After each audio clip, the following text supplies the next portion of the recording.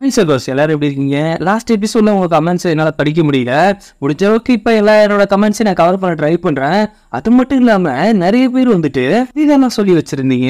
அது கண்டிப்பா நான் அதை ஷார்ட்ஸா முடிஞ்ச அளவுக்கு மேக் பண்ணி போடுறேன். இல்லைன்னா அதுக்குன்னே ஒரு செக்மெண்ட்டை நம்ம ரெடி பண்ணலாம் அப்படிங்கிற ஒரு ஐடியாவில் இருக்கோம். ஈஷாவல் நம்லியோ அதுக்கப்புறம் நம்ம புஷ்பா சிஸ்டரும் கொஞ்சம் ரெக்கவர் ஆயிட்டாங்கிற மாதிரி சொன்னாங்க கமெண்ட்ஸ்ல. அதுவும் அவங்க சிஸ்டர் கமெண்ட்ல பண்ணது ரொம்ப சந்தோஷம். சீக்கிரம் நீங்க ரெக்கவர் ஆகி ஒரு சிஸ்டர் முரளிதரன் யூசஃபியோ சிஸ்டர் ஜெயஸ்ரீ அப்புறம் எம்ஜிவா அப்புறம் முன்னாடியே சொல்லியிருந்தாரு எப்படி ஹீரோ நல்லவனா தான் காட்டுவாங்க அப்படின்ட்டு. அது என்னமோ தெரியல, எல்லா ட்ராமாலையும் அப்படிதான் காமிக்கிறாங்க. சிஸ்டர் வந்துட்டு நான் கமெண்ட்டுக்கே பண்ணது கிடையாது, பட் உங்களுக்கு பண்றேன் அப்படிங்கிற மாதிரி சொல்லியிருந்தாங்க. ரொம்ப தேங்க்ஸ் சிஸ்டர். சிஸ்டர் அனு சிஸ்டர் அப்புறம் வண்ண நிலவு அப்படிங்கிற சிஸ்டர் சுதா கலைச்செல்வி அப்புறம் பவிங்கிற சிஸ்டர் நல்லா கமெண்ட் பண்ணியிருந்தீங்க. அதுவும் ரொம்ப டைப் பண்ணியிருந்தீங்க ஜெயதி சிஸ்டர் மாதிரியே. ப்ரோ மணிங்கிற ப்ரோ இந்த மாதிரி நிறைய பேர் கமெண்ட் பண்ணியிருந்தது எனக்கு ரொம்ப சந்தோஷமா இருக்கு. நிறைய பேர் கவிதை நல்லா இருக்குன்னு சொல்றீங்க. உண்மையிலேயே ரொம்ப thanks. Sumathi baby Jhansi thanks sisters. Rihana Kavitha sister ரொம்ப தேங்க்ஸ் சிஸ்டர். நம்ம பார்க்க போற நியூ ட்ராமா வந்துட்டு ஹிஸ்டாரிக்கல் ட்ராமா தான். நம்ம சேனலுக்கு ஹிஸ்டாரிக்கல் ட்ராமா தான் எல்லாருக்கும் பிடிச்சிருக்கு, அதனால அதையும் சூஸ் பண்ணி பண்ணலான்னு இருக்கோம். அது மட்டும் இல்லாம இதுல ரிவெஞ்ச் மட்டும் இல்லாம காமெடிக்கு அதிக ஸ்கோப் இருக்கும். எனக்கு காமெடி ட்ராமானா ரொம்ப பிடிக்கும். அதுல எனக்கு அதிகமா ஸ்கோப் இருக்கிற மாதிரியும் ஒரு சில கேரக்டர் நானே இன்வால்வ் பண்ணி பண்ணுவேன். அதே மாதிரி உங்களுக்கு இந்த எபிசோட் உங்களுக்கு ரொம்ப பிடிச்சிருந்தா அதை கண்டிப்பா கமெண்ட்ல சொல்லுங்க. உங்க எல்லாத்தையும் கேட்க ஒரே ஒரு கொஸ்டின் தான் இந்த டிராமா ஆரம்பிக்கிறதுக்கு முன்னாடி, யாரா இருக்கலாம் சிக்கன் ரொம்ப பிடிக்கும் அப்படிங்கறத இந்த டிராமா பார்த்ததுக்கு அப்புறம் நீங்க அதை சொல்லுங்க. ஸ்டார்டிங்லயே திருமணம் ஆன ஒரு பொண்ணு தன்னோட கணவன் வருகைக்காக காத்துட்டு இருக்காங்க. அந்த பொண்ணு வந்த உடனே அவங்க கணவர் வர்றதே ஒரு பேய் வர மாதிரி தான் காட்டுறாங்க.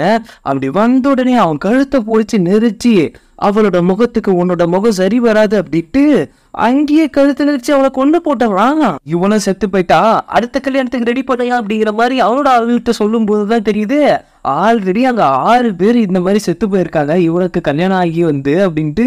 அங்க ஒரு ஷாக்கிங்கான விஷயத்த காட்டுறாங்க. அடுத்த நாள் காலையில இந்த விஷயம் நியூஸ் பேப்பர்ல தீயா பரவிக்கிட்டு இருக்கு. தன்னோட 6வது மனைவியும் கொன்னுட்டாராம் அப்படிங்கிற மாதிரி இது ஃபுல்லா தீயா பரவிக்கிட்டு இருக்கிற அங்க ஒரு குடும்பம் வந்துட்டு போன்னு அழுதுகிட்டு இருக்குது. வேற யாருமே கிடையாது, நம்ம ஹீரோயின் தான்.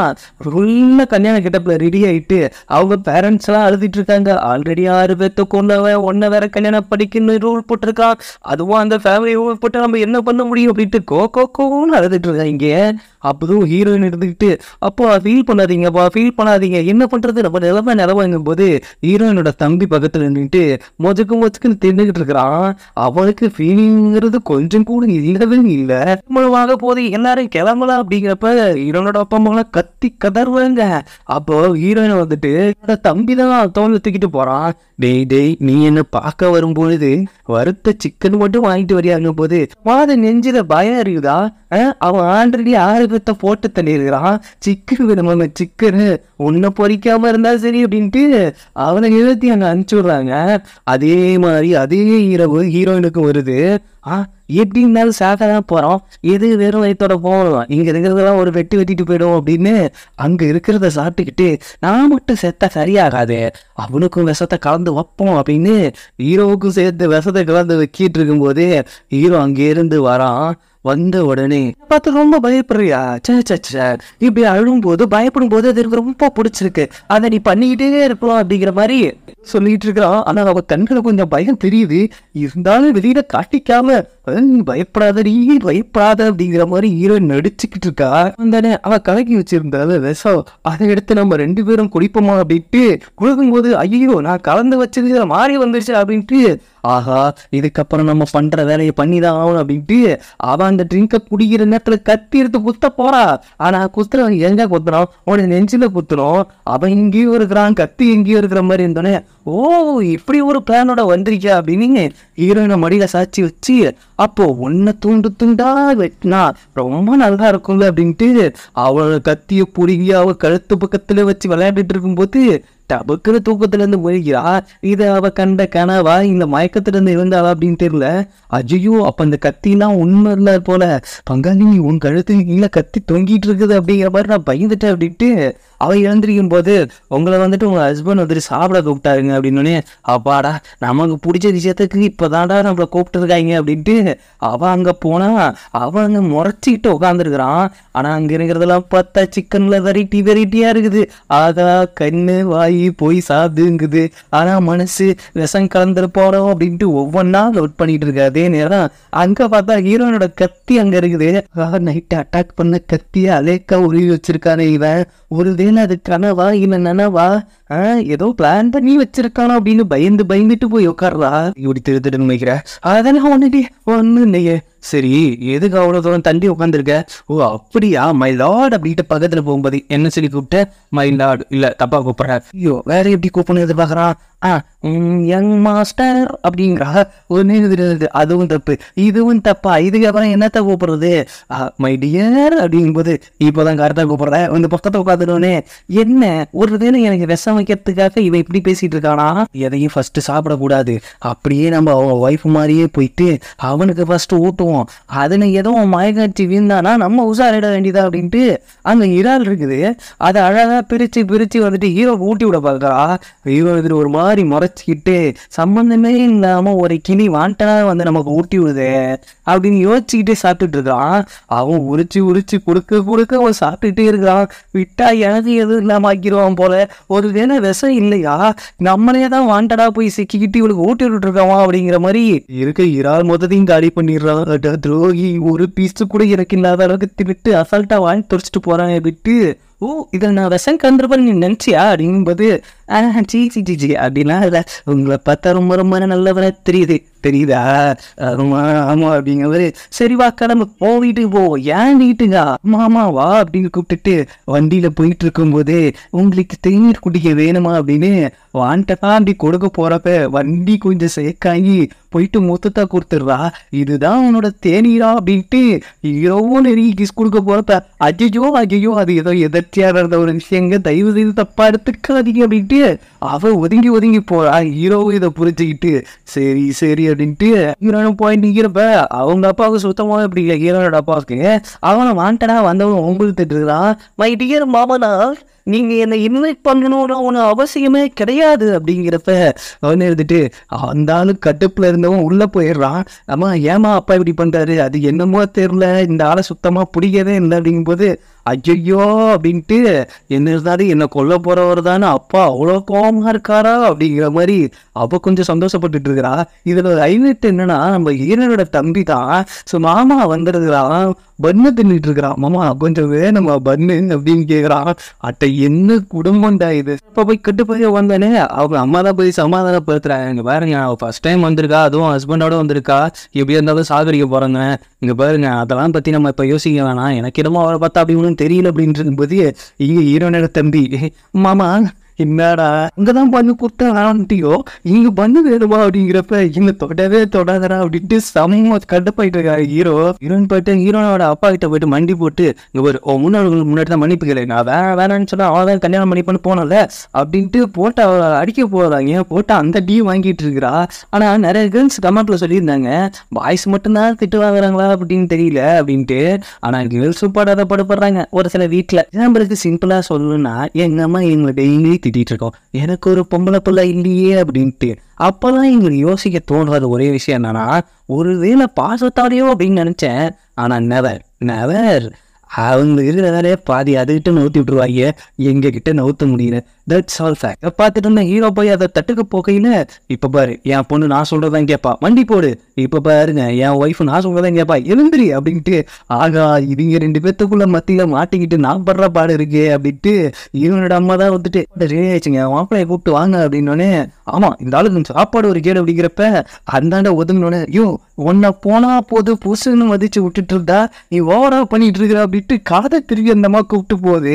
வெளியில தான் பில்டப்பு, உள்ளுக்குள்ள எல்லாம் ஒரே மாதிரிதான். அப்பாட டேபிள பாக்குறமே, அவங்க அப்பா சாப்பிட்டதுக்கு அப்புறம் தான் அவ சாப்பிடுவோம் அப்படின்ட்டு கண்ட்ரோலா உட்காந்துருக்கிறப்ப என்னடா குடும்பம் இது, இந்த ஆளுக்கு போய் இப்படி பயந்துட்டு இருக்காங்க அப்படின்ட்டு அவ இருந்தது தன்னோட ஒய்ஃபுக்கு வந்துட்டு சாப்பாடு எடுத்து வைக்கிறான். உடனே அதை பார்த்து முறைச்சிக்கிட்டு அது ரொம்ப பழசானதுன்னொடனே ஹீரோன்னு இருந்துட்டு இது எனக்கு வேணவே வேணாம் அப்படின்ட்டு மறுபடியும் ஹீரோட்ட எடுத்து வைக்கிறா. பத்தியா என் பொண்ணு நான் சொல்றதான் கேட்கிறப்ப உடனே அவன் இறால் எடுத்து அழகா சுத்தம் பண்ணி அவளுக்கு ஊட்டி விட போறான். இதை பார்த்து முறைச்சோன்னே ஐயோ எனக்கு இறாலே பிடிக்காதுங்க அப்படிங்கிறா. இங்க பேரு ஒண்ணுங்க இப்ப சாப்பிடு அப்படின்ட்டு அவங்க 2 பேத்துக்கு சண்டை போறப்ப இங்க ஹீரோனோட அப்பா, என் பொண்ணு நீ சொல்றதெல்லாம் கேட்க மாட்டா, நான் சொல்றதான் கேட்பா அப்படிங்கிற மாதிரி உட்காந்துட்டு இருப்பேன். பக்கத்துல ஒரு பொட்டாட்டி இருந்துட்டு, உனக்கெல்லாம் நான் வச்சிருக்கேன் அவ போகட்டும், அதுக்கப்புறம் உனக்கு இருக்குது அப்படிங்கிறப்ப அச்சோ இந்த இடத்துல பஞ்சாயத்து பண்ணா நாளைக்கு நமக்கு சோறு கிடைக்காது போல அப்படின்ட்டு அந்த இது கொஞ்சம் காம்ப்ரமைஸ் ஆகுது அங்கேயே. அங்கிருந்து கிளம்புறப்ப அங்க இருக்கிற பரியான ஒரு பெண்ணை கூடவே அனுப்பிச்சு வைக்கிறாங்க. ஏன்னா ஹீரோனுக்கு பாதுகாப்பா தான் இவன் எப்படி ரியாக்ட் பண்ணுவான் அப்படின்ட்டு அவங்களுக்கு அதானே பயம் அப்படின்ட்டு கூடவே அனுப்பிச்சு வைக்கிறாங்க. சூப்பர் வழக்கம் போல ஸ்ப்ரெட் ஆகுது. தன்னோட மனைவியை 2 நாட்களே லவ் பண்றாரு அப்படிங்கிற நியூஸை ஹீரோயின் தம்பி மூலியமா நியூஸா பரப்பிட்டு இருக்காங்க. ஆக மொத்தத்துல இவர் வண்ண தீர வாய் மட்டும் இல்ல, நியூஸ்களை பரப்பா வாயும் படிப்பை நிறுத்திட்டு உங்களுக்கு என்னெல்லாம் பிடிக்கும், வறுத்த சிக்கன், பொரிச்ச மீன், இதெல்லாம் எனக்கு ரொம்ப பிடிக்கும். ஆனா இங்க வந்துட்டு ஒரு கிச்சனையே தானுமே, என்னத்தை வச்சிருக்காருங்கன்னே தெரியல, ஆவுன்னா என் வெட்டி சமைச்சிருவாங்கிற ஒரு பயம் இருக்கு அப்படிங்கிறப்ப சேச்சே நீங்க ரொம்ப மிஸ் பண்றீங்க, ரொம்ப பாவப்பட்டு இருக்கீங்க அப்படின்ட்டு இவங்க 2 பேரும் ஃபீல் பண்ணி பேசிட்டு இருக்கிறத ஹீரோவா ஃபர்ஸ்ட்டு ஒட்டி கேட்டு போயிட்டு புரிகிறதா? புரிகிறது தரிசே. என்ன புரிகிறது? அது வந்துட்டு நம்ம சீக்கிரம் ஒரு கிச்சனை ரெடி பண்ணோம், கிச்சனை மட்டும் ரெடி பண்ணாத 2 கோழியும் ரெடி பண்ணு அப்படின்ட்டு பார்த்தா கொலை பண்ண மாதிரியே தெரியலங்க. உண்மையிலேயே எனக்கும் தெரியல. ஸ்டார்டிங்ல காட்டுனது உண்மையா பொய்யா அப்படிங்கிறத போக போக பார்ப்போம். அங்க பார்த்தா ஹீரோயினுக்கு அந்த அசிஸ்டன்ட் பொண்ணு மேக்கப் போட்டுட்டு இருக்குது. அவர் தன்னோட 6 ஒய்ஃபை எப்படி கொண்டாரு தெரியுமா? மொதல் ஒய்ஃபை கைத்து தொங்க விட்டு கொண்டாரு, 2வது ஒய்ஃபு புதைச்சே கொண்டாரு, 3வது ஒய்ஃபும் முகத்தை அறுத்து கொண்டாரு, அடுத்தது 6வது ஒய்ஃப் அப்படின்னு வர்றப்ப ஹீரோயின் மூஞ்சில கையை வச்சு அப்படியே முகத்தை பிச்செடுத்து கொள்ளாரு. அடியே நான் ஏற்கனவே அழுந்துருக்கேன், நீ வேற வந்தவன் எனக்கு துணைக்கி இருக்குன்னாம என்ன தொல்லை பண்றதுக்குனே இருக்கியா? இங்க பாருங்க, நல்லா தெரிஞ்சுக்கோங்க, உங்க ஹஸ்பண்ட் வந்துட்டு மிருகம் அப்படின்ட்டு இருக்குது. இதுல இன்னொரு பீதியை கிளப்பி விட்டுருது. உங்க கழுத்துக்கு கீழே தொங்கிட்டு இருக்குது, நீங்க இன்னைக்கு சாப்பிடும் போது உஷாரா சாப்பிடணும் அப்படின்ட்டு அங்க போனா ஹீரோ அவனுக்கு பிடிச்சதா சிக்கன் மெட்டீரியலா சமைச்சு வச்சிருக்கான். அவ போயிட்டு இதோ உனக்கு பிடிச்ச சிக்கன் அப்படின்னு ஹீரோ கொடுக்குறப்ப அஷிஜோ இதுல விஷம் தடவி வச்சிருப்பானே அப்படின்ட்டு நான் மஸ்ட்னு சொன்னாலே அப்படின்ட்டு அதை நான் சாப்பிடவே மாட்டேன், உனக்கு பிடிச்ச சிக்கன் வாசம் மூக்கு தொலைக்கல அப்படிங்கும்போது அதுவும் கரெக்டு தான். இப்போ வேற மூக்கு பக்கத்துல வந்து நம்ம டிஸ்டர்ப் பண்றாரு அப்படிங்கிறப்ப ஹீரோயினோட அசிஸ்டன்ட் வெளியில நின்று ஒட்டு கேட்டுட்டு என்ன நடக்குதோ ஏது நடக்குதோ அப்படின்னு பார்த்துக்கிட்டே தான் இருக்கா.